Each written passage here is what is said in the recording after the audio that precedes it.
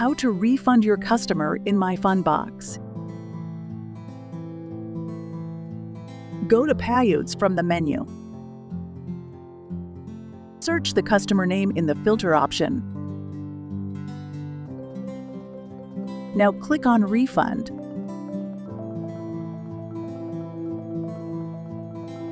Enter your reason for the refund. Enable the tick box if you want to send a mail to your customer. Click on Refund.